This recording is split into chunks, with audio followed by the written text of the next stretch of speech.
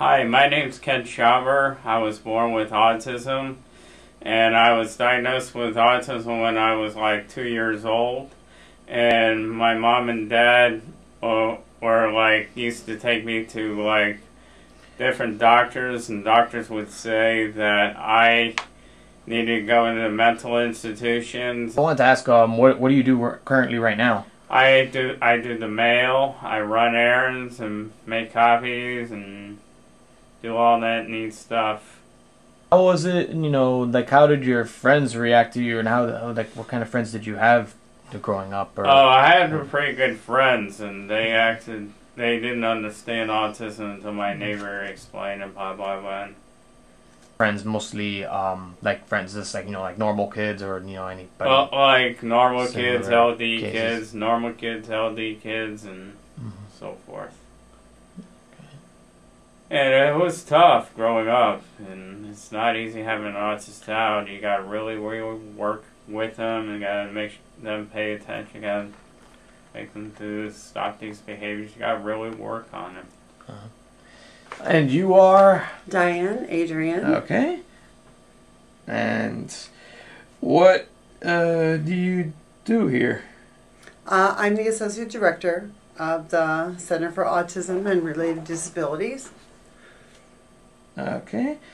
And how does Asperger's differ from kids or adults and such in terms of development, or if there's any kind of differences like that at all? You mean from more typically developing? Yeah, I guess that's the kids? best way I can put it, yeah. Well, Asperger's syndrome is one of the pervasive developmental disorders that people usually call autism spectrum disorders. And it's kind of thought of as a high-functioning autism. Kids with Asperger's syndrome have difficulty with understanding and kind of developing and maintaining social relationships, particularly with same-age peers. So it's kind of like their brain's wired differently, and they don't innately learn social things that other people just seem to pick up naturally. Okay, so... Okay. You are? I'm Jen Feinstein. Okay. And your son is? TJ. How old is he? He's 14. Okay. And when was he first diagnosed with AS? He was first diagnosed with Asperger's syndrome when he was 6, but I knew I had I thought about it for a while, and we had begun doing really like speech therapy and occupational therapy when he was like 3. What was your response to his diagnosis, or his friends, or other family members? How was that for me? Yeah. Like when he was first diagnosed, or yeah. It was. I mean, by the time we got like an official piece of paper that had that diagnosis from the psychologist, I had already read a lot, and so I really knew that he had Asperger's, or felt that I did, He had trouble in kindergarten, and he actually started medication for ADD. He started Ritalin, because he's also very impulsive.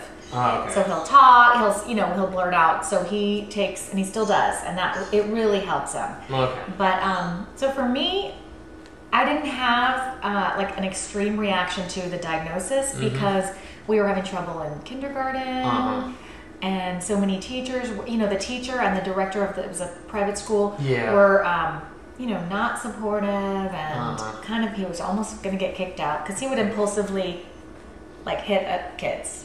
Like somebody would get, like it was circle time and people bump, and he's hypersensitive, and so somebody would touch him and he would go like that.